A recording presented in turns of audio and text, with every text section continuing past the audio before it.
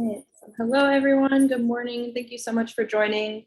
Super excited to be here with everybody today and with the Anti-Eviction Mapping Project for joining us. I'll just start with a few announcements and then I'll probably go ahead and pass it over to Erin and Terra for their presentation. But for those folks unfamiliar with ATUN, the Autonomous Tenants Union Network, we are a North American collaborative of tenant unions who have chosen to remain independent of nonprofits, big foundations, and government funding in order to build power that is responsive to and led by tenants. So we're committed to base building, building leadership from the poorest, and resisting the power of real estate capital that destroys our homes and our community. And you can find more information about ATUN on our website here. I'll post it in the chat, but it always wants to autocorrect the letters. So on our website, you can find our calendar, more information about us. Some projects that we are working on is that we do host these monthly tenant town halls on Zoom. So that's the second Saturday of every month. We're here at the same time with different topics. And we do have past recordings of those up on our YouTube page too for folks who are interested in watching those. We also support people who are starting new tenant unions. So if you're starting a tenant union or if you are an experienced tenant organizer, we love to connect folks so that they can learn from each other. We can do Zoom meetings. We've also had tenant organizer exchanges between unions before where you can go and sit in on the tenant union meetings in another city. So that's super exciting as well. So if you need any help or any assistance with that, you can just reach out to ATUN and we'll get you connected to some folks. We're also working on a newsletter that's going to go out to share more information about ATUN and what our member unions are doing regularly. And I will share, let me make sure I have the right link. If anyone is not on ATUN's mailing list yet, you can sign up there and you'll receive our emails about events that are coming up or any other emails that we send out to everybody about things that are going on. And then lastly, we also co-host a weekly Spanish practice with some folks from LA for tenant organizers so that more unions can become bilingual. And so that's most of what we've got going on right now. And I'll speak a little bit about how ATUN is set up. So we do have a delegates council made up of delegates from our member tenant unions. But you do not have to be in a member tenant union or a tenant union at all to get involved in the work that ATUN does and contribute to it or take part in it, attend these town halls, receive training and support. And so if you do get on our mailing list, you can find out more information, but we've got always areas that we can plug folks into if you'd like to get involved with the work that ATUN is doing and really start connecting and meeting other tenant union organizers from around the country and other countries, because we've got Canada and United States as members. So I think that's mostly it about ATUN. So for today, right after this, I'm gonna pass it over to Terra and Erin from the Anti-Eviction Mapping Project. And they're gonna present a little bit about what they've got going on. And then afterwards, we'll have some time for questions and discussion. So we do normally do stack. If anyone's unfamiliar with stack, it just means that you want to get on the list to talk. So if you do during the discussion time have some questions that come up, you can feel free to post them in the chat. I'll leave it up to Erin and Terra whether you want to address questions during your presentation, but otherwise we'll hold on to them until afterwards and we can discuss a bit. And I think, unless anybody has any questions so far or I missed anything, I'll go ahead and pass it over to y'all. Great. Thanks so much, Talia, and thanks to you all for being here. Can you hear me okay? Okay. Yeah, so I'm Erin, and I'm here with Terra. Hi. Yeah, I can just, well, I'll just briefly introduce myself and then pass it over to Terra. Yeah, I am a co-founder of the Anti-Eviction Mapping Project, and we're going to get more into what the Anti-Eviction Mapping Project is in our presentation. Yeah, I've been mostly part of the San Francisco Bay Area chapter. I don't know if you want to introduce yourself. Hey, I'm Terra. I was originally part of the mapping project in the Bay Area, and when I was living in Oakland for for a few years, and then I helped start the Los Angeles chapter of the mapping project, and I'm actually I just moved to New York, so I may take part. I'll take part in the New York chapter as well. But yeah, that's me, and I'm based in New York now. Great, and I should mention I just moved to Austin to start teaching in Austin, so I'm also very new to Austin if anybody's in Texas and wants to connect. But what we're going to be talking about today is primarily based on our work in the San Francisco Bay Area and Los Angeles. And with that, I'm going to share my screen if that's okay. We have a slideshow that we're going to kind of talk you all through. Yeah, and while you're doing that, I mean, I think what works best, Talia, in terms of like Q&A? Do we should we leave time at the end for that? Yeah, whatever works for you. Town halls usually last about 2 hours, but that also just depends on how much questions and discussion people have. So if you'd like to take questions during the presentation, you're welcome. Otherwise, we can do that at the end. Okay, cool. I think we will like, please put your questions in the chat, and I think we'll probably get to most of them at the end, and then we'll have a good amount of time to talk through any more questions that folks want to ask. Yeah, that sounds good. Okay. So yeah, so we're gonna walk you through with a slideshow like what the Anti-Eviction Mapping Project is, and we're gonna share work that we've made and kind of in doing so hopefully address like some of our methods, tactics, collaborations, and all of that. This is just an image of our website, which is constantly changing. This is already probably not up to date. But I just wanted to say that as we kind of go through this presentation today, most of what we're showing you, you can find on our website, not everything, but we'll sort of indicate what isn't up yet when we talk about it. But that way, if you want to explore more on your own time, you're welcome to. But yeah, what we're going to do today, this is a little agenda, is walk you through what the mapping project is and how we work in SF in LA, the Bay Area in LA. We're going to then talk about one of our New York projects to map rent strikes and tenant protections amidst COVID. And then Tara's going to walk you through a new tool that they've been developing in collaboration with a number of groups called the Tenant Power Toolkit. Then I'm going to talk you through a tool that we're using called a Victor book in the Bay Area. Hey, oh wait, I'm just letting you know. And then we're going to kind of end just talking about a new network that's been forming to bring research on landlords and evictions together across the US and beyond. That might be interesting for folks here. So that's our agenda. And with that, I'm going to just start by sharing a little bit about the context in which the mapping project first emerged. So we began as a collective in 2013 in the Bay Area, and this was a time during which a new tech boom was really imploding in the region. There had been a dot-com boom before, but what we were seeing around 2013 was that there was a lot of tech venture capital, new startups, big tech companies really taking over the Bay Area in a new way. And as tenant organizers, we suddenly were witness to this surge of evictions. Some of us were evicted, our friends and neighbors were being evicted. And we kind of emerged in this moment. It was the aftermath of the foreclosure crisis, and there had been a lot of organizing around that. But there was this new wave of evictions. And we started to see certain neighborhoods really get reshaped by real estate speculators who were, for the most part, trying to capitalize upon the wealth that folks moving to the region to work in the tech industry were bringing. And as that was happening, evictions were transpiring in tandem. So this was the context in which we emerged. It happened around the same time as another group started called Eviction Free San Francisco that I was a part of.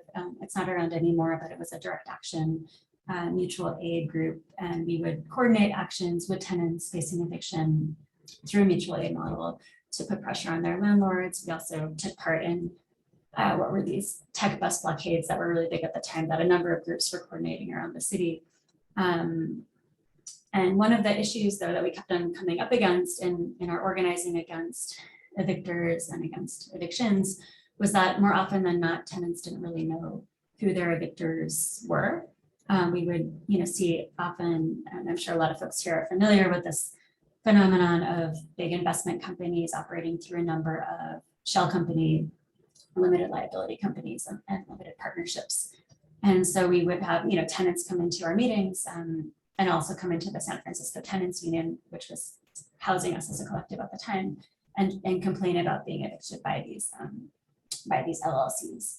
And so we formed in 2013 to begin to produce maps and research to help shed light on these various LLCs and LPs, and to map where evictions were taking place, and better visualize what was happening, which of course the real estate industry wanted to maintain as a relatively invisible process. So we were, creating sidewalk stencils that tenants were using to mark properties where evictions took place. And this was our very first map that we made, which shows where evictions were taking place in San Francisco.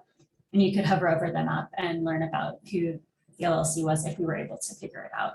But the research we were doing at the time was pretty manual and rudimentary, just looking at getting eviction data from the rent board, petitions filed, and matching it with parcel ownership data through a pretty manual process, which we've gotten better at, and we're now automating in some ways, which we'll get into. But that was, our intention early on was just to produce this sort of data and to spatialize and visualize it. Let's see. Oops. Going a little slow here. Okay, so we also started producing these web pages on particular evictors where we would list out all of the shell companies we could find and describe them and kind of give them a face or give them a name. And still today, when we look at our own sort of the analytics on our website, these website pages are by far the most popular because these speculators like this guy, William Rossetti in Oakland, sort of banks on nobody knowing who he is because he operates through these shell companies. And we've counted that he's behind over 4,000 eviction notices filed in Oakland since 2008, probably more. And so these sorts of pages became a sort of digital activism that we were invested in and that we're still invested in. I just updated this page, for instance, yesterday after finding out that this guy who's been a slumlord in San Francisco since really since the 80s, he's now behind over 144 Airbnb listings in San Francisco. And it turns out he's also a slumlord in Kansas City, and the Kansas City tenant organizers are organizing against him too. So it just kind of shows again how some of these players who've been around for a while change geographies and also change tactics over time. And we're trying to document that in these pages. And so anyway, about a year into our emergence, we began doing, we opened up what we call our narrative wing of the project, or our storytelling wing, and began producing oral histories and making murals and zines and films. And we realized that, in our early work, we were producing information that was important, but we were also producing relatively positivist maps that were reducing complex life histories and experiences to simple dots. And we wanted to undo that and think more extensively about people's experiences and their own analytics and understandings of addiction and gentrification.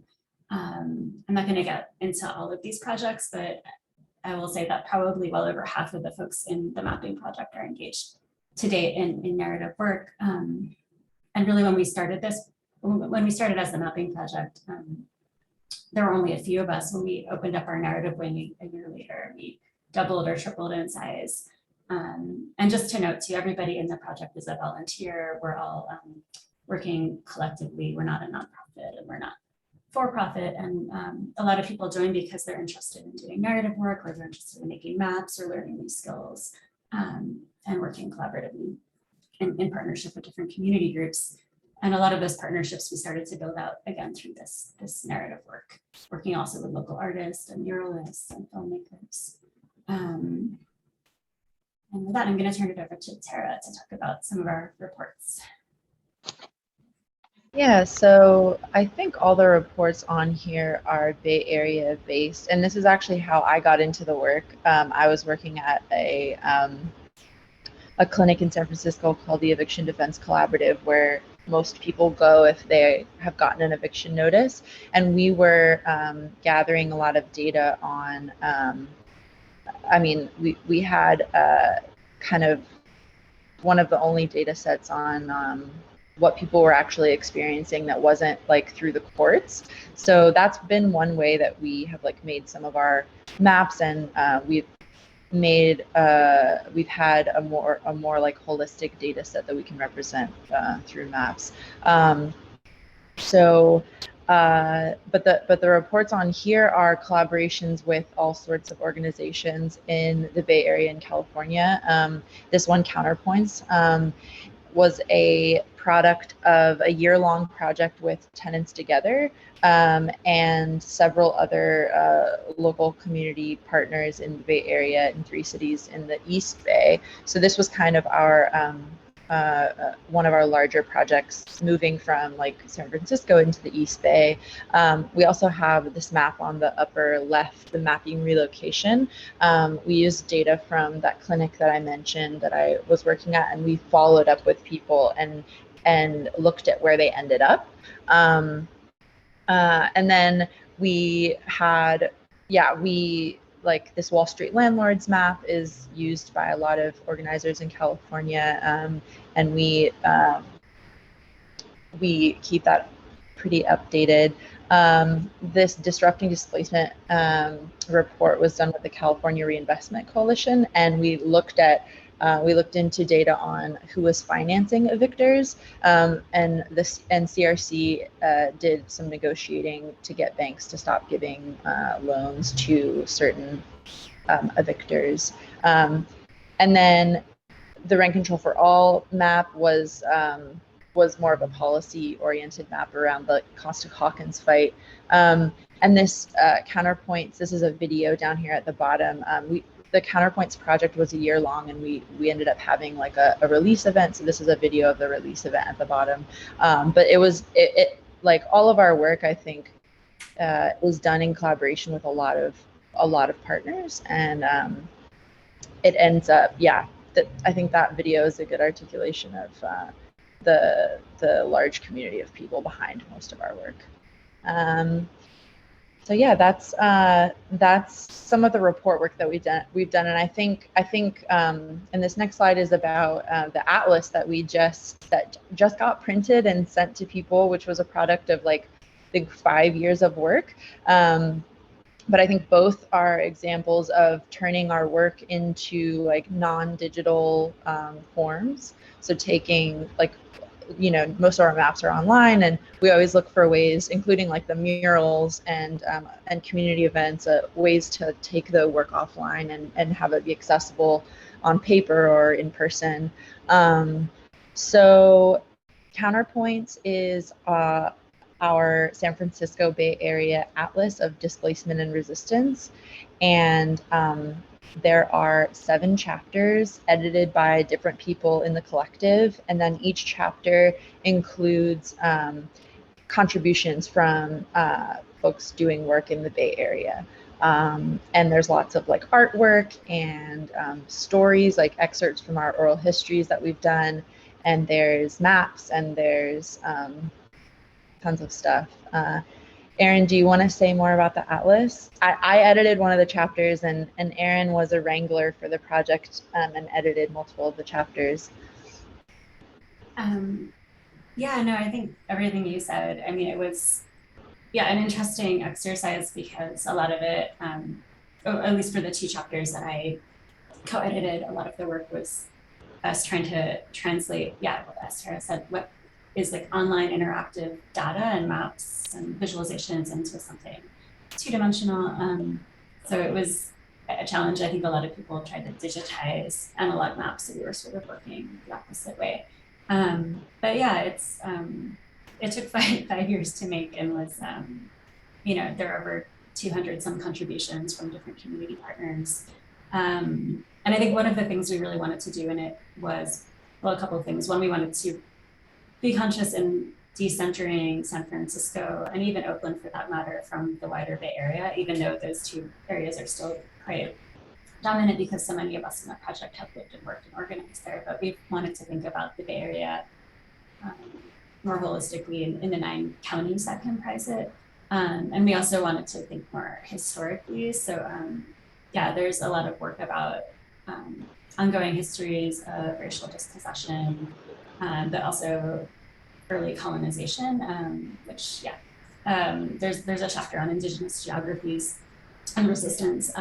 And so we really wanted to think about what it means to be fighting against displacement and racial dispossession on colonized, unceded land, which in the Bay Area was stolen from Ohlone people, and they're still organizers, many of whom contributed to this chapter, who are organizing for land rematriation today. And one of the ways that they're doing that is through this Shumi land tax, which they're asking settlers to contribute funds to help them rematriate that stolen land. So yeah, we just wanted to note that and just think about some of those complexities.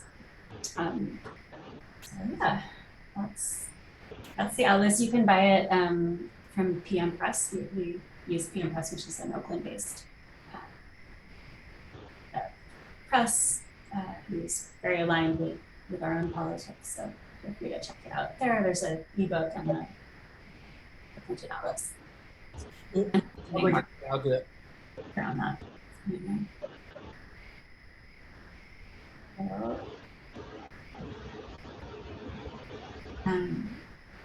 There's these.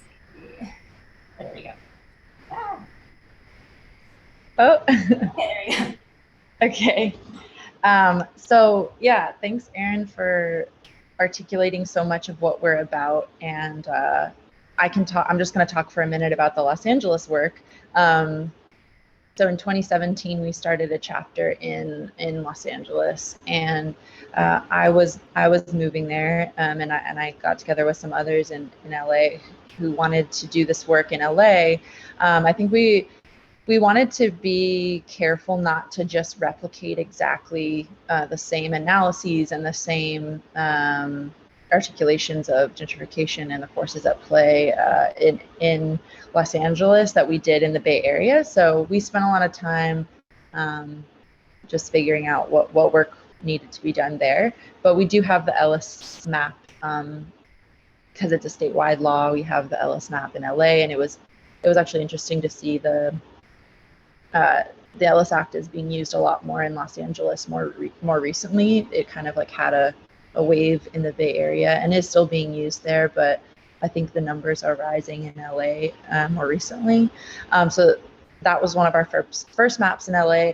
And then it's been interesting to see who has joined and what their backgrounds are in Los Angeles as compared to the Bay. And not that this generalization needs to be made, but like we've actually done, I think, a lot more narrative work in Los Angeles. I think that like some folks in the Bay Area had more tech skills because they were trying to like use their time. It may have been tech workers. Not everybody is a tech worker in the Bay Area chapter, not by far.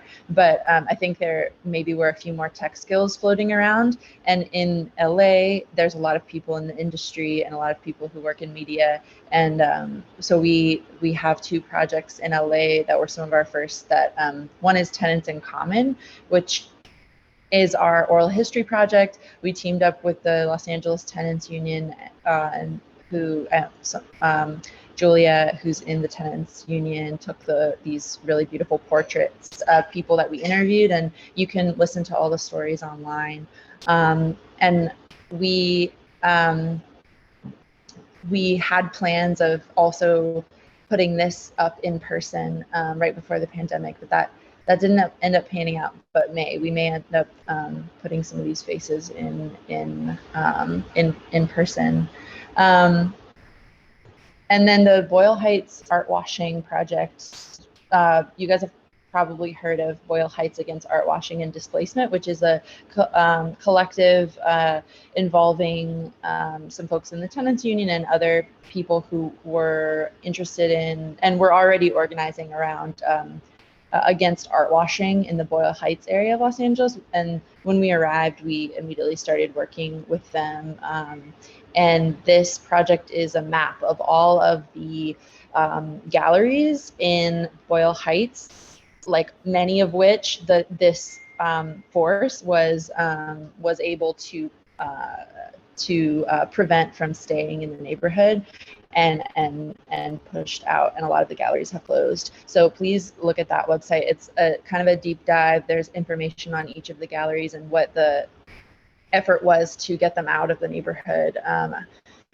So that is a project that we finished about 6 months ago and had been working on for a long time in LA. I think you can go to the next slide, Erin. Another project we've done in LA is, and this is cropping back up. We did this in 2019, but some of you have probably heard that 4118, which is a really racist and terrible law that prevents sitting and lying in Los Angeles pretty much anywhere. In 2019, it was proposed by Mitch O'Farrell. Mitch O'Farrell is the same council person in LA who displaced everyone from Echo Park Lake recently. So basically, they proposed this piece of legislation that would make it illegal to sit or lie close to like schools and other like parks in LA. But the council district office and really no one at the city level had provided any sort of analysis or like explanation of what the impact of this would be. They basically had no idea. They just wanted to make sitting and lying illegal in huge swaths of the city. So what we did was, well, we first asked them, like, what data are you using to justify this? Knowing that there could be no data that would justify any of this. And they didn't have anything to say to us. So we made our own map of what we predicted would be the impact of a law like this. And we actually needed to go, like, some of this data wasn't available online. We needed to go out in person and look at like the actual like distance in front of like doorways and like driveways and stuff where people wouldn't be able to sit or lie. And then we made this. The black dot in the middle is Mitch O'Farrell's office. So we did it around his council district office in the Echo Park neighborhood. And this was part of a larger effort by the Services Not Sweep Coalition to fight 4118. And they were able to kill it at that time. But recently during the pandemic, it cropped back up. It was proposed again with even more restrictive swaths of play, and it passed very recently, weeks ago. And so we are all thinking about ways to mobilize against racist shit like this. But this is an example of some of the mapping work that we've done in LA. The next slide is about, oh, I think we may have missed a slide. I think we skipped, yeah. Okay, so another piece of work that we've done in LA is looking at vacancy. So there's all of these sort of YIMBY narratives about, you know, fixing the housing crisis by just building a bunch more housing, and we looked into what housing do we already have and who is it being built for, how expensive is it, who is it accessible to, and we found that in LA, on any given night, there's 3 vacant units for every person who sleeps on the street. This was late 2019, and it was part of it was at first like some research that we were doing as part of a push to pass a vacancy tax in LA. We ended up finding out from other cities who have a vacancy tax that it's not actually the most effective law, and it's kind of not worth the fight that we were seeing in LA. And that's a longer conversation and strategy to develop. But it was still enlightening to produce this research and make the point that, you know, housing is being built. We have housing. It's just not being built for people who live in LA already. So that's another big piece of work that we did, and there are many maps. These images are part of a report, and we did a lot of mapping of like where vacant units are in the city, and kind of cross-reference them with like demographics and other information like that.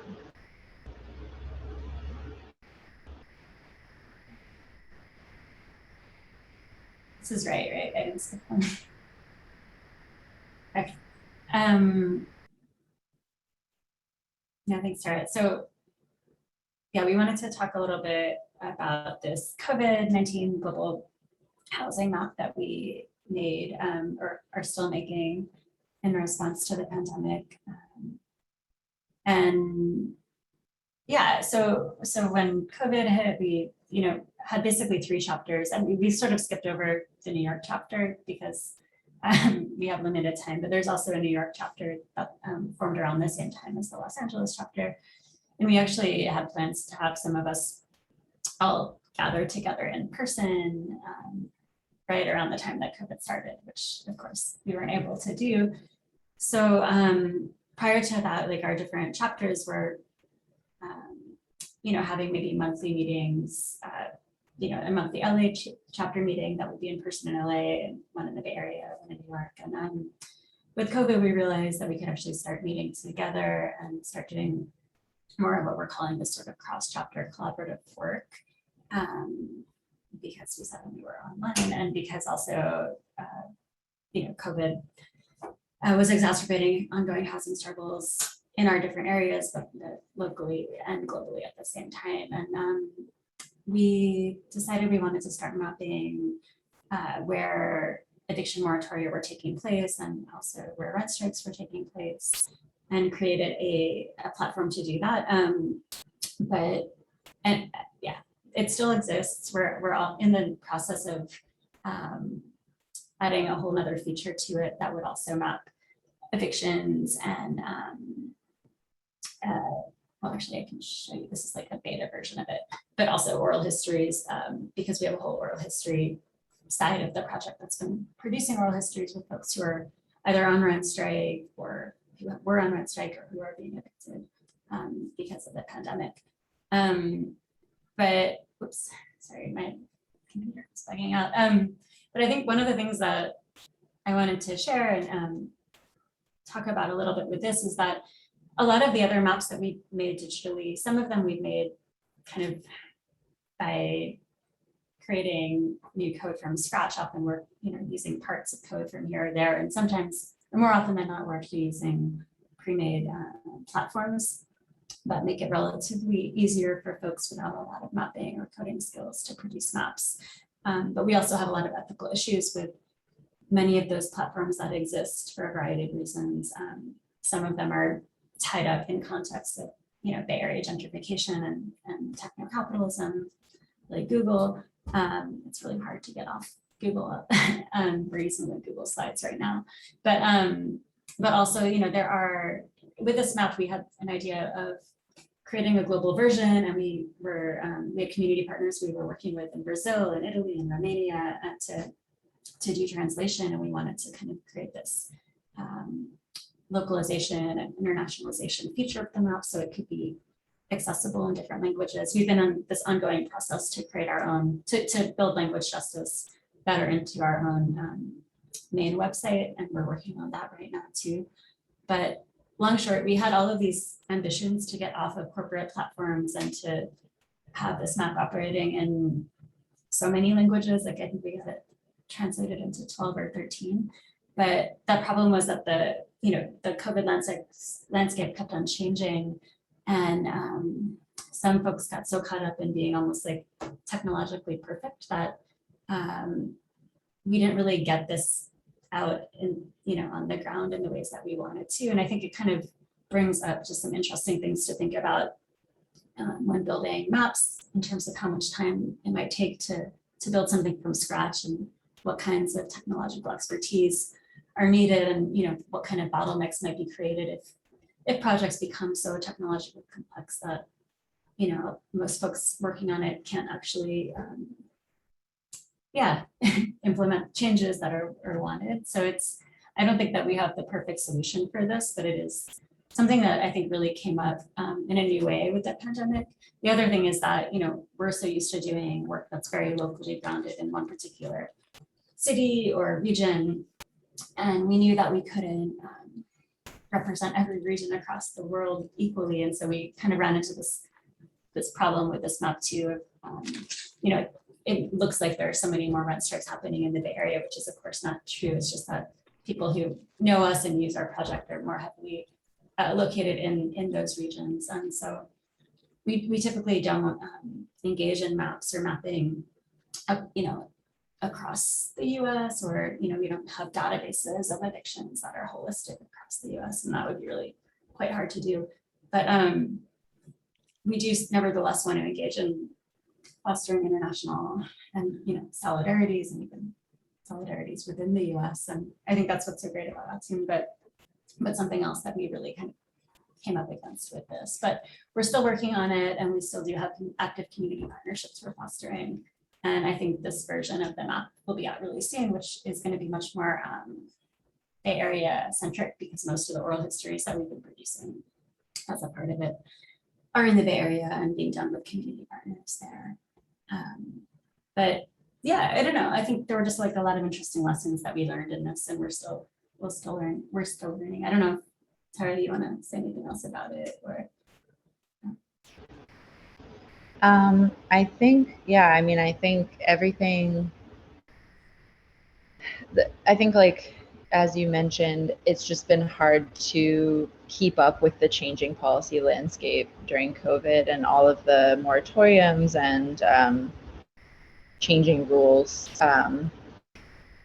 So I've been less involved in this project, but I have been working on a project. Do you want to keep talking about this, or do you want to go ahead and go to the next slide? Okay. There you go. Yeah. So during the pandemic, I have been working on a project that's a tool in collaboration with the Debt Collective and the Tenants Union in Los Angeles.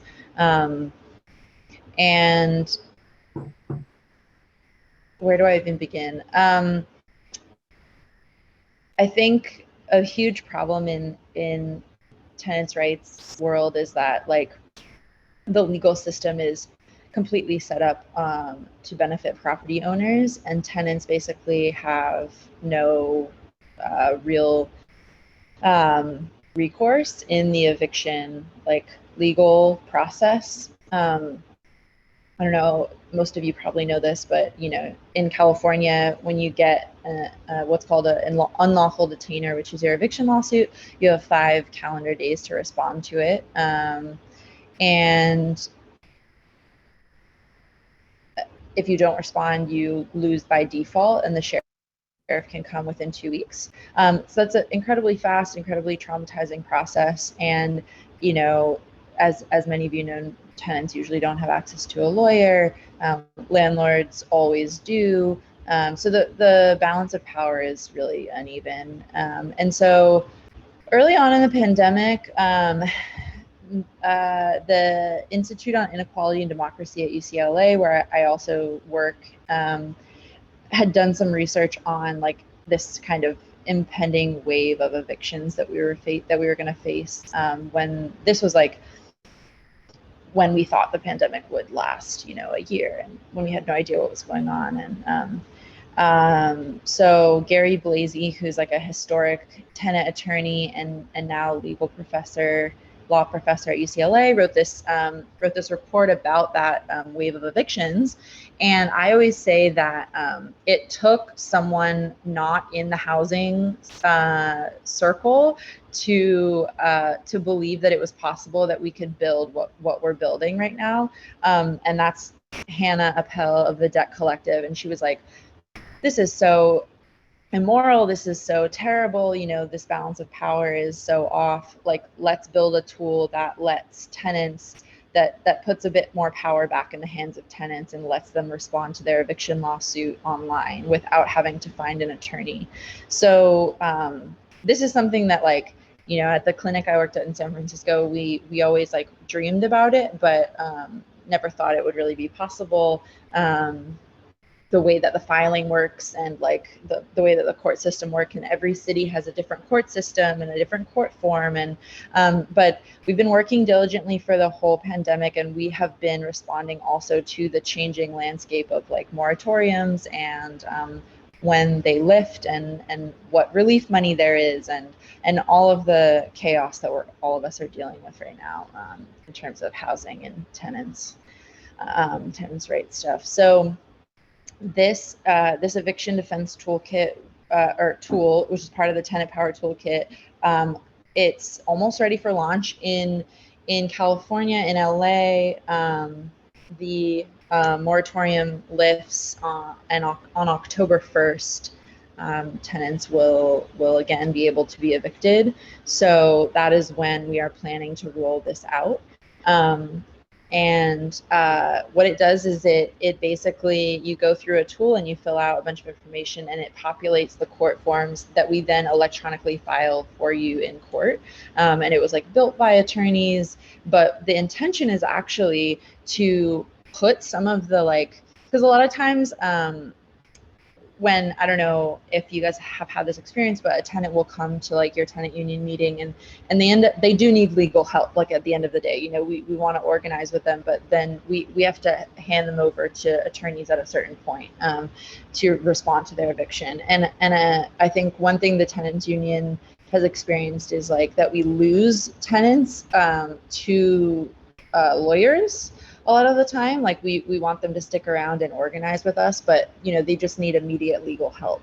So, and that's totally valid. And so we built this tool wanting to kind of like wrangle back some of that, some of that, and have the ability to help tenants respond to the legal case being brought against them. So it's almost up and running, and then there's a site with a bunch of resources. So currently this tool will work for the entire state of California. Just a sub note, like the process for LA, because we've been doing this work in LA, is like much more detailed, and we can file electronically for you in LA County, but in the rest of the state, you will have to file, you'll have to go to the courthouse and file your papers in person currently. We are working on trying to file electronically in the whole state, but the court system makes it really difficult. So that's this tool. And then we also have like a kind of complementary tool in this toolkit that's more around rental debt.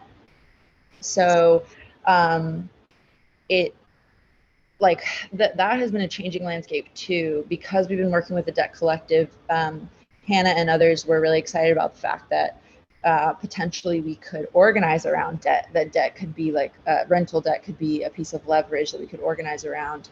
The way that the law works is like we're still waiting to see how many landlords will accept the relief money versus take their tenant to small claims court versus like hire a debt collector to harass them and get that money. Like we still don't know what's going to happen, but we are building a tool right now. It's just a survey about what kind of rental debt you have and what you're experiencing. Like, is your landlord harassing you about it? And that those will both be up October 1st of this year and made available to the public. And just the last thing I'll say about this set of tools is like, one thing we always struggle with is like the really limited data that the city collects and that it makes public, and that there's so many problems with eviction data. And so this tool will allow us to kind of keep our own data about what people are experiencing on a large scale, and have that information and like be in communication with those people directly. Like, can we use your data in this way? Are you okay with this? There's a whole consent process, and of course anonymity with all of that.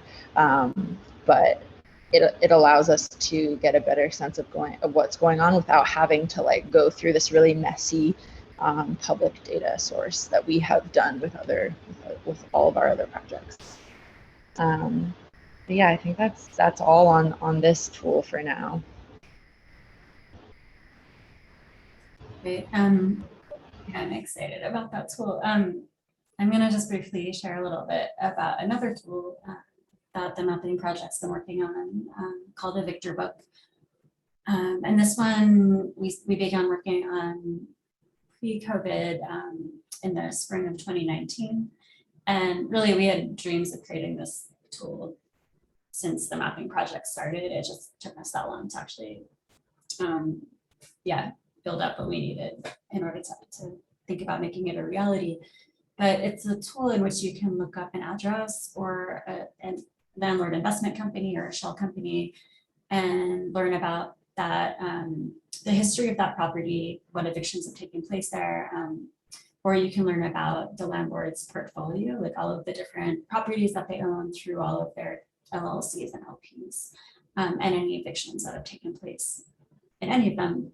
And we began building this in collaboration with different housing orgs that are part of a coalition called the Anti-Displacement Coalition in San Francisco. We're now working on an Oakland version of the tool in collaboration with different tenant groups in Oakland. And we have been talking about building this out for LA as well. But there should be an SF and an Oakland public version also coming out early this fall, so maybe around the same time as the tool that Terra was just talking about. There's currently a beta version of the San Francisco tool already working that our community partners in San Francisco have access to, but we're in the process of making it better and more user-friendly. We've done a lot of user interviews over the last year to improve just how it works, and we're also doing a lot on the data pipeline side of things to make our connections stronger. We're going to also be including code violation data and some other sort of like property investment data, so we can better understand the banks financing evictions, mortgage histories of properties, and code violations that the landlords have been a part of. But right now, on the bottom right-hand side of the screen, you can see kind of how the data connections are working. We're getting eviction data from the rent board, and so these aren't court filings; they're eviction petitions. So they're all the petitions that landlords have filed. It doesn't mean that people have actually been physically displaced from those properties, but it's the best data we can get in terms of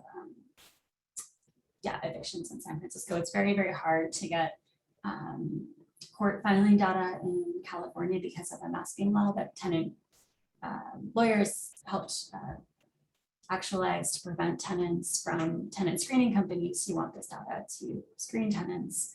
And there's a long history of that going back to the 70s. But in short, those laws have made it hard for tenant screening companies to use tenant data against tenants, but it also makes it really hard for us as tenant organizers and researchers to shed the spotlight on the landlords themselves. So we're able to get petition data. That doesn't tell us who the evictors are, it just tells us the date of the eviction and the address. We then match that with parcel data that we get from the county assessor's office. And most counties in the US have this sort of data. Some of it's more accessible than others. Sometimes you have to pay for it, sometimes you don't. It's very uneven. But we do get that relatively easily in San Francisco and Oakland, or in Alameda County where Oakland is. But just as a note, in Contra Costa County, which is also in the Bay Area, I think you have to pay like $20,000 or something ridiculous for that data. So it's, again, super uneven even within the Bay Area, the accessibility of this data. But we're able to connect eviction addresses with parcel ownerships, with parcel ownership that way. But nevertheless, many parcels are owned by these shell companies and investment companies. So we then get corporate entity business registration data from the Secretary of State in California. And we bring that data into the mix. And that's the most complicated form of data because you'll have like companies owning companies that own companies. So I'm not gonna get too like technologically complex here, but we are using what's called a graph database to make these connections kind of beyond the sort of, I don't know, traditional relational database for anybody who knows about databases, but it helps us kind of match data almost like on a spider web or something like that, so that we can better understand these corporate connections. So yeah, you can see on the left here an image of what would happen if somebody looked up Veritas Investments. Veritas is the biggest landlord in San Francisco right now, and they've been behind hundreds and hundreds of evictions.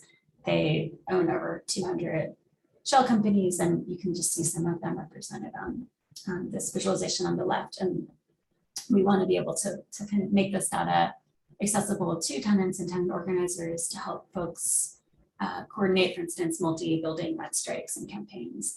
And there is indeed an active Veritas Tenants Association right now that is operating across buildings. And they're doing this research on their own. But we're trying to make it a little bit easier for folks who aren't already plugged into tenant associations to form tenant associations, or to figure out what other buildings in their neighborhoods might be owned by the same landlord or landlord network. Yeah, so that's the tool, and I can get more into the details about it, but that's the short version. And like I said, there will be a public version of it made available soon. I have in here. Let me see. Okay, I just wanted to note that there's a similar tool in New York that a group called Just Fix has made, called Who Owns What. And we've also, the New York Mapping Project chapter has collaborated with Just Fix to produce this worst evictors in New York City list and map, which kind of functions similarly in that you can figure out who the top evictors are, how many evictions they've done, the banks financing them, and all of that. This guy that you see here is the top evictor in New York. Yeah, and you can also, map where all the properties are owned by these evictors. So it's been exciting for the New York chapter to be able to collaborate with Just Fix. And I think through that collaboration, we started to realize that there are an increasing number of projects across the country doing this kind of work. And so, yeah, over the last several months, we've been having meetings with different groups like Durham Data Works. There are a few different groups in Pennsylvania and Chicago. We even had somebody from Toronto come to our last meeting, where folks who are engaging in this kind of research and mapping are coming together to share tactics and methods, to think about some of the questions that come up, some of the, threats of landlord retaliation that groups are facing, all sorts of things. And I think, yeah, what's just exciting about it is that it's not a group of people that are trying to create one comprehensive tool that's going to work universally across the US, but really that is, creating a network so that more, grounded approaches and movement-based approaches to research and mapping can be shared. And so we can think about, oh, that's similar in my context, or that's really different in my context.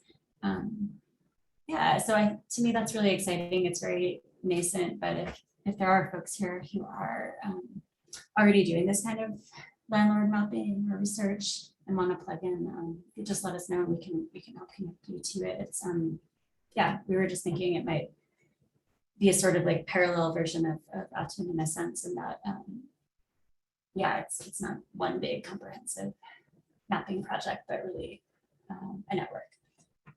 So yeah, we wanted to share that, and that's really where we wanted to leave it in terms of this presentation, knowing that there are probably lots of questions, and we're happy to kind of talk through anything that we said that might not have made sense, or answer any questions. And yeah, that's that. So I'm gonna stop sharing my screen and we can all talk. Awesome. Thank you both so much. I'm getting like a ton of ideas, and it sounds like other people are too. And I think the biggest question first is how people can get involved if they would like to.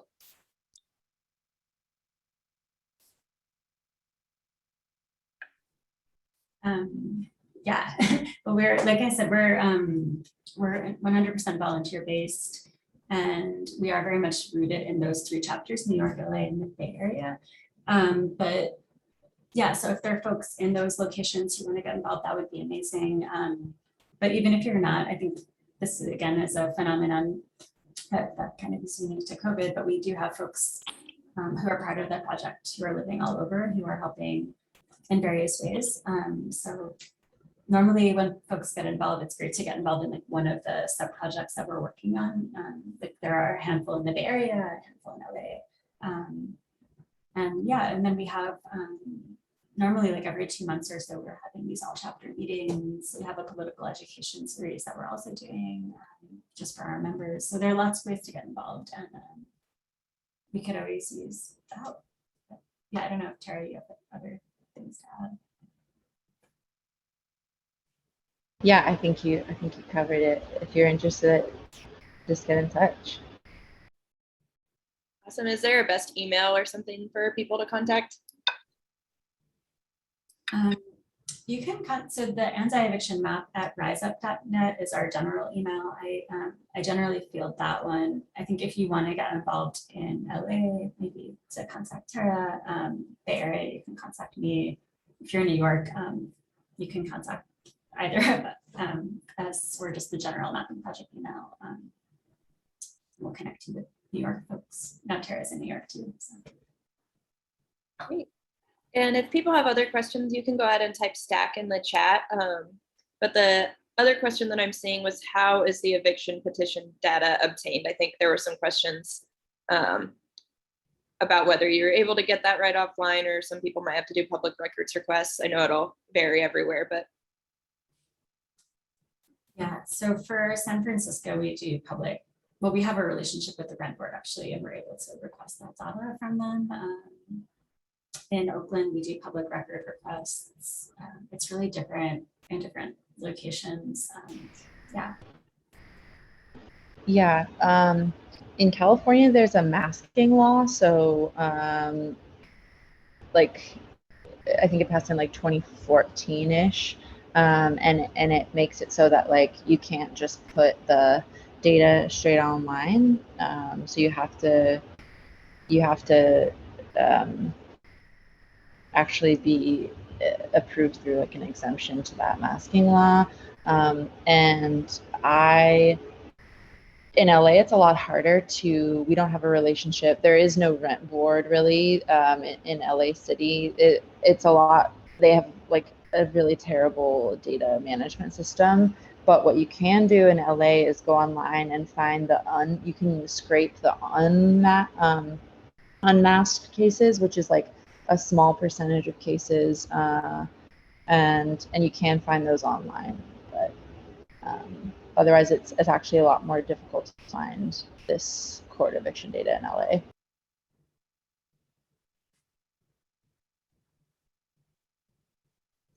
And then similar questions. Someone's asking how you would go about doing research for creating the predatory landlords or corporations list, and also where you can find out how many vacant homes are around. So for the predatory landlords, I mean, one of the ways that we've been doing it for a while is we will look at parcel ownership data. So again, we get this from the county assessor's office generally, and it will tell you who owns what property. Like I said, more often than not, we're confronting these, we'll say a certain LLC or LP owns a property, but we are able to get what's called the owner mailing address for that property. So like where that property is registered, not the actual address of the property, but like where the owner has registered their ownership. And then we're able to match that with, well, even if we can kind of, if you wanted to filter by that, you could see like, oh, like why are 10% of the properties in the city all registered at the same address? And that's how we figured out, for instance, like where all the Invitation Homes and Blackstone properties were in California. But we can also go a step further and then merge that with Secretary of State. I think you could also use SEC filing data to better understand who owns what corporation and put a face to the sort of weird obtuse sounding LLC. Yeah, and then for vacancy data, Talia said in the chat, ACS, which is American Community Survey data, which is part of the census, and that's what we used in the report.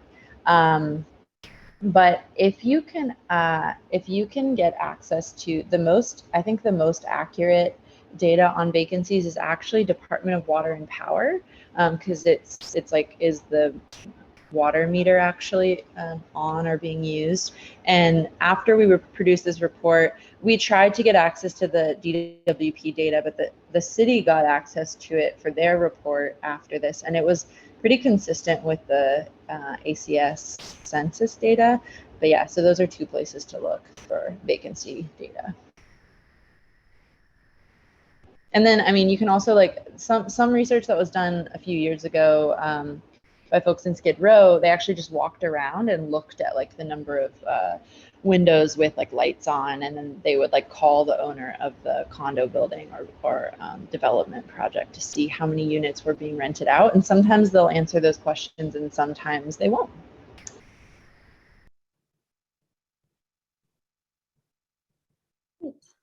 And then the next question we have, the really good one, is how tenant unions might use these tools or data in their organizing. And Erin and Terra, I'll let you answer that too, but if anybody has ideas or ways that they've used it in the chat too, or hop on Stack, you can say it out loud if you'd like. Would love to hear that as well.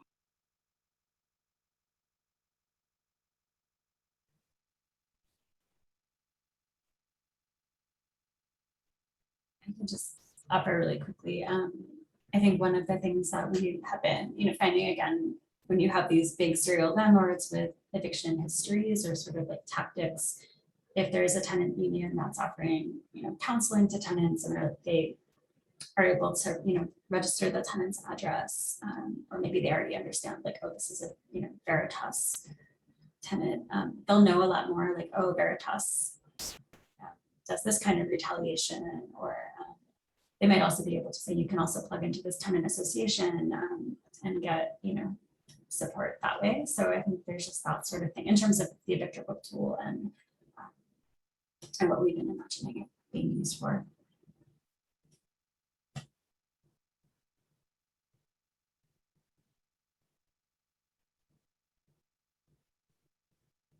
Tara, did you want to add anything on that one?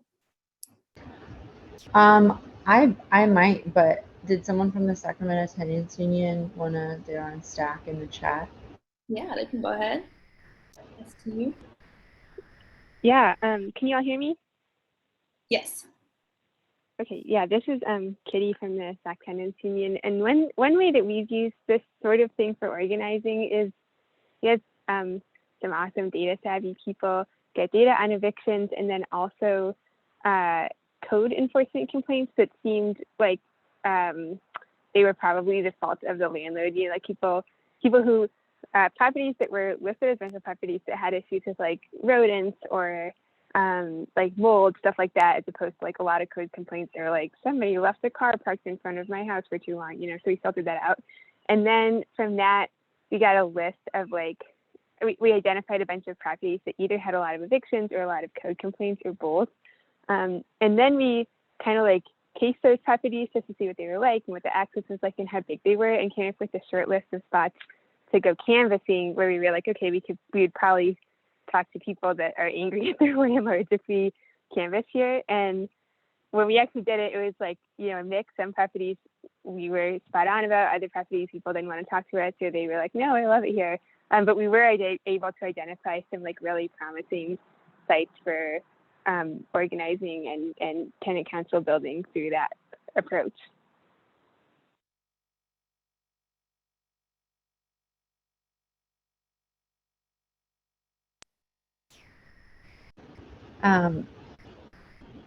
Yeah, and I'll just add,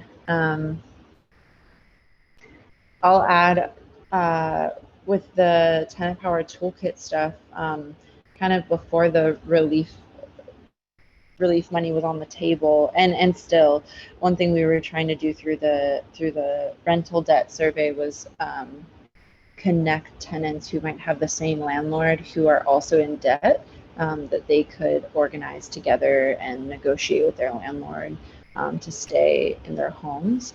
And that's being complicated a little bit by, and with the toolkit, we have like a coalition of tenant organizers who are like excited about using the data that we're collecting on the back end.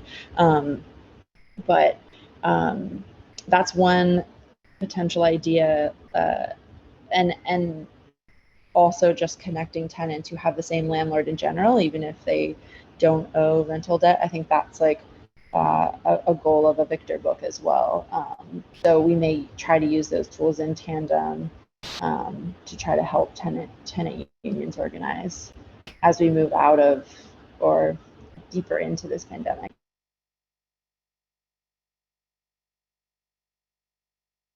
I'll share. Hopefully I haven't missed anyone on Stack. If I have, like, definitely feel free to post in the chat again if I missed something, because there's discussion happening too, which is awesome.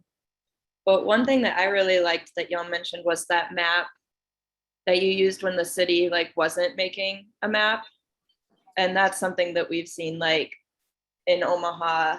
We were working with a tenant once who lived in like this really nice like brick building in the middle of some green space in a neighborhood, and a developer wanted to demolish the building and put up like way more dense units. Side note, it was super cool to see that all the neighbors opposed it. We gave them little like comment reasons, and like none of them were NIMBY reasons. They were all like, we don't want more gentrification in the neighborhood, which was really cool. But like the developers were like, no, we need to build more. Like there's people moving in all the time here.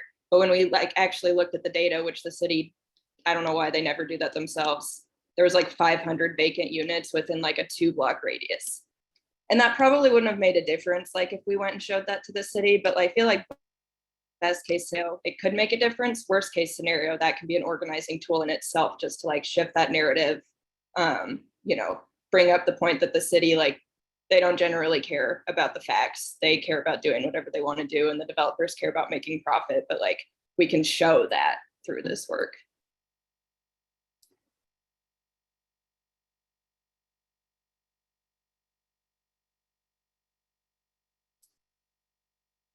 But I can ask another question too real quick. What are like some first steps that tenant unions or organizers could take if they're not familiar with like how to do any type of mapping? Like, is there a place that it's good to start to learn about it or something like that?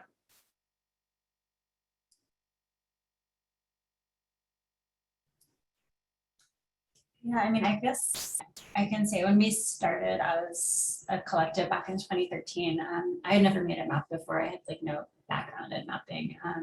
And I think a lot of people get involved in our project without much experience. I think the landscape's changed a lot too over the last decade, with there being a lot of new tools made available for folks without a lot of, you know, or any background in coding or mapping.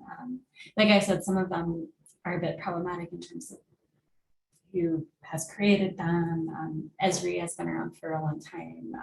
They're like this big, you know, monolith in the industry that does a lot of, they have a lot of pretty messed up products and politics, but it still makes it easy to just like learn some basics, and there are tutorials online.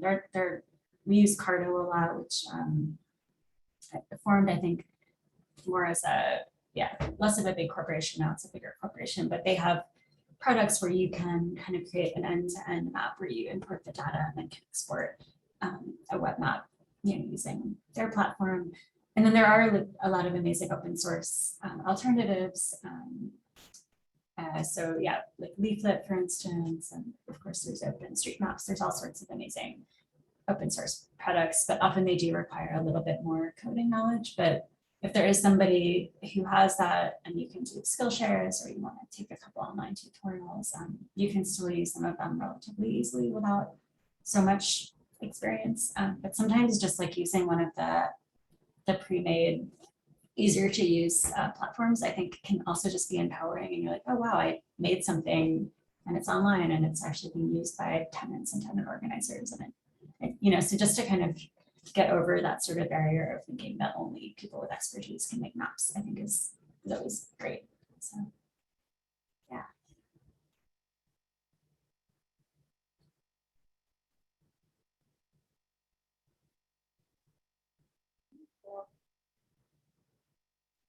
I've got some more questions, but I do want to make space just in case anybody does have any more. but I personally was a little bit curious about the like narrative work that you've mentioned. Could you talk a little bit more about like just about that work and how it's different from just like a map that puts dots on a map?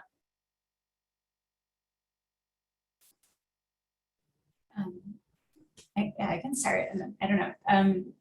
Yeah, so basically we, when we started that, it was just like we realized because we were tenant organizers and knew a lot of folks being evicted, and there was just something where at first it was so empowering to be able to show more quantifiably where all the evictions were happening and who the evictors were, but then it was weird to be like, oh, that's my friend like Benito, and he's just a dot on this map, and actually like not only did he fight his eviction, but he's still in his home because he organized and has his own analysis about what was going on with his landlord and the landscape. So I think to be able to do an oral history and really embed that story in the map to us helped sort of undo the almost the cartographic reduction or violence of you know, making a story a dot. And because so many people have been successful in fighting back too, we wanted to highlight those stories because there's so much knowledge in that, and that could be inspiring for other folks who are looking to fight back. So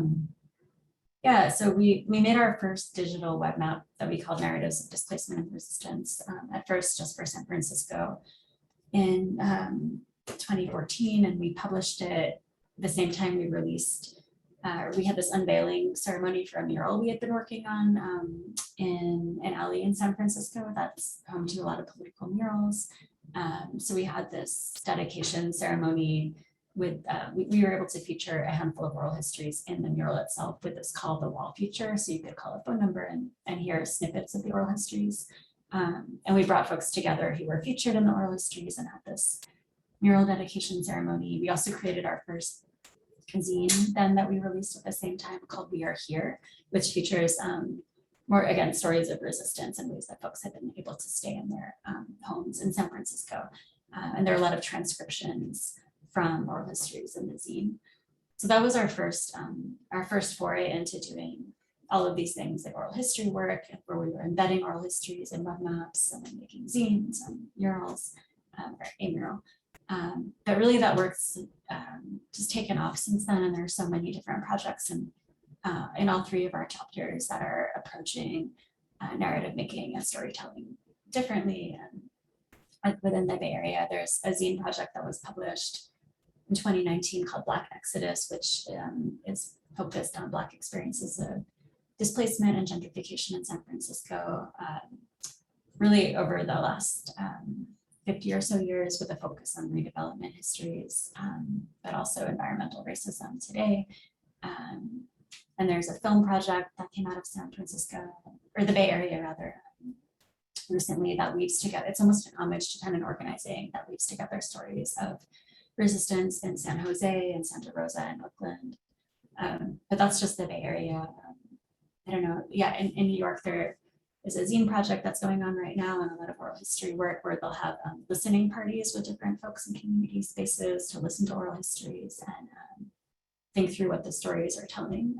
And those will be done in really close partnership with neighborhood-based groups. And yeah, like Terra showed, the Tenants in Common project is I think, you know, one approach that folks have taken in LA, amongst others. So. Yeah, and I think like the just like the practice of interviewing people, when you're like sitting down with someone and listening to their story of displacement or of their story of fighting their eviction or their reflections on the neighborhood changing or whatever it is that we talk to them about, I think like we talk a lot about how displacement is like an erasure, like it sweeps people away. And I think it's important to document and create an archive of those stories. It's also like just the practice of interviewing someone completely, or not completely, but it's like a destigmatizing act. I think just sitting with someone and listening to them talk about their eviction is a lot of times people have never talked about it. It's really kind of a sore spot in their memory, but to give like time and space to talk about that openly. That's one of my favorite parts of our narrative work. A lot of people, feel like their eviction story or their whatever story, we make a point not to only talk about, we take like a life history approach. So we don't only talk about the day of their eviction or, that particular moment, but we ask them, how did you get to LA? Like what brought you here? Like, what choices have you made in your life? Like, how have you moved through the world, basically? And a lot of people like have never told that story or don't think it's valid or worth anything. And so just like sitting down with someone and hearing people's stories and then documenting that and making a true archive of it is like, I think, another reason why we do the work. And then also like one thing that was really cool, and this is something about the listening parties too, is like, well, in LA when we did Tenants in Common, we had like a sort of like story booth set up where like we would have a whole day where people would come through and we had different stations in the space we were in where we would do the interviews and then people would get their photos taken, but then those people met each other. So it was really sweet. Sometimes people would like bring other people in their building or like run into people that they knew or had met. And a lot of these people knew each other through the tenants union already, but it kind of creates like a way for those people to meet and talk about their experiences too. And the listening parties, like they're powerful for so many reasons, but I feel like that also happens when you listen to stories collectively. It's like you're in the same space with other people who may have had the same experience, or it creates like a lot of communication.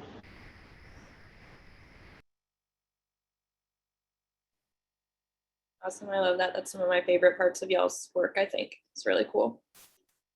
Another question, is there a lag between when the eviction filing is made and when the data can be obtained and updated, and does that create an issue for outreach?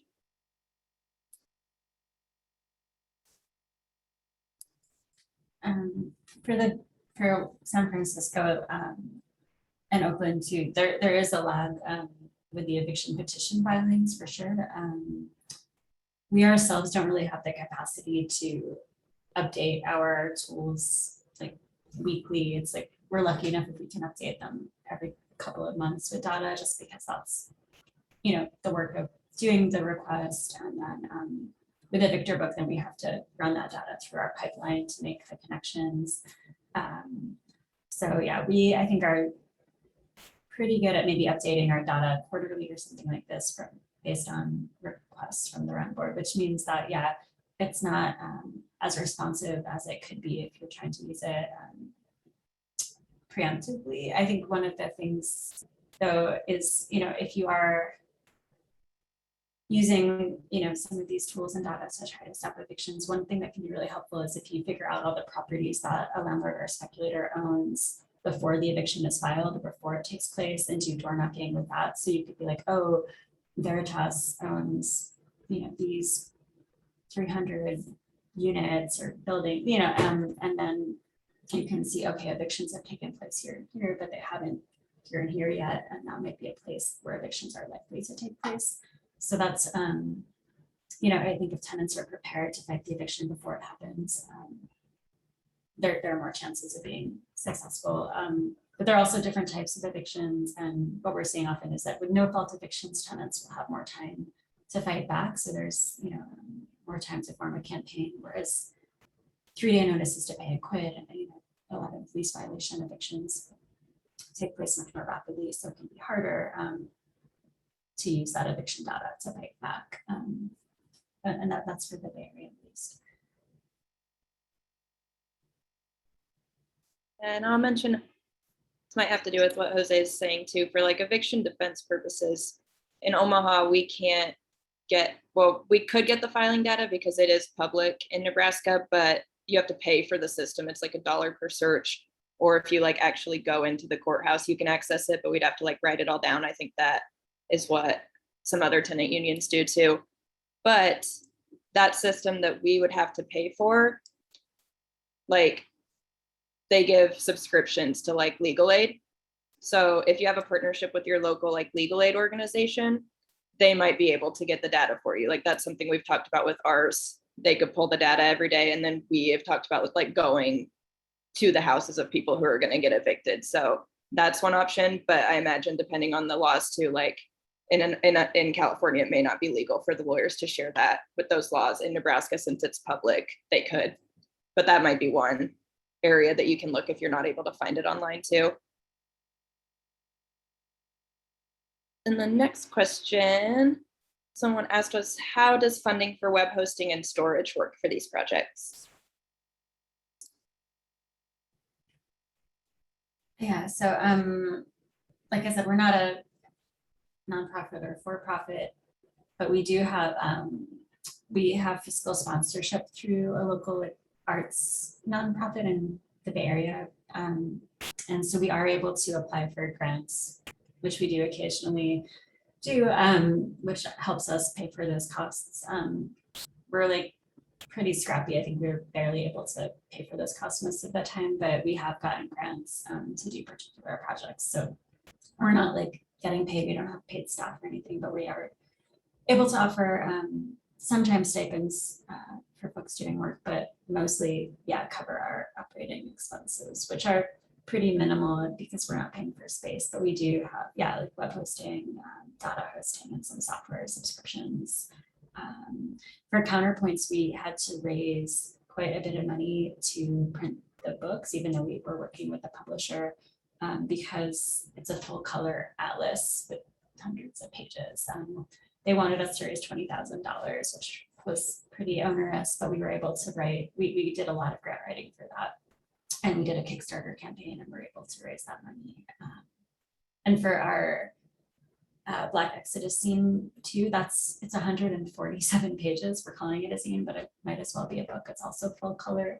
And we got, a small grant to print 100 copies of it, but people want, of course, everybody's wanting copies and we don't have that funding. So we've been raising, we're doing grant writing and trying to raise funding to print more copies of that. So it's often like project by project, we'll apply for grants and then use a portion of the grant money that we get to cover the operating expenses of our data and web services. But yeah, it's probably like the least fun thing there is to do in that project, but it has been necessary to cover those costs. But there are, like, if you're starting and you're like a relatively small project and just need a couple of maps or something, it's not gonna be that expensive. Ours just got expensive with tools like a Victor book, which are like very robust in terms of the data pipeline, and our Cardo account, because it's covering hundreds and hundreds of maps in 3 different cities. But you could get like a free account to just make a few maps, or you could use like QGIS or something that's entirely free, and then get free or relatively inexpensive data hosting or web hosting if you're not doing a super like robust project. So there are like ways to do it without funding, and we didn't use funding at all in the beginning. We just, as we grew bigger and with more and more data, we started to need to pay for some subscriptions.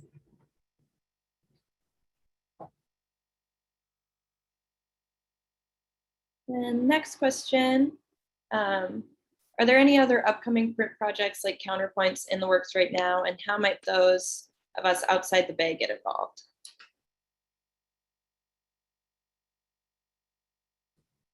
There's well, like I said, we're working on doing more print production work for the Black Exodus zine. So there are folks working on that and trying to get that out there more, because it really is an amazing zine that we just didn't have the funds to print enough of.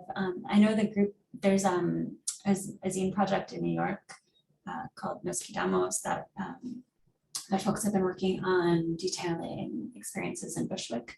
And that's another zine project that's been really active. But I think we've spent so much work with Counterpoints just trying to get it out. Now that it's finally out, I think we're like maybe taking a bit of a break from doing a huge print production, but I'm sure there will be things down the road.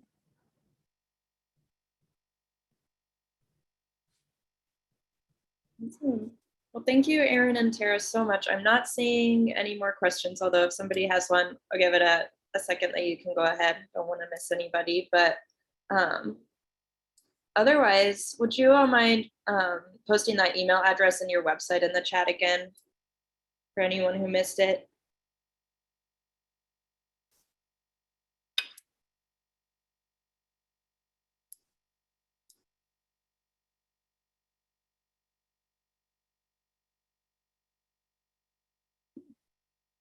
And besides that, it looks like we are good to wrap up. So again, thank you everybody so much. This has been super informative and motivating. I think it sounds like we've gotten a lot of ideas. Definitely going to read some of the stuff that y'all posted in the chat too.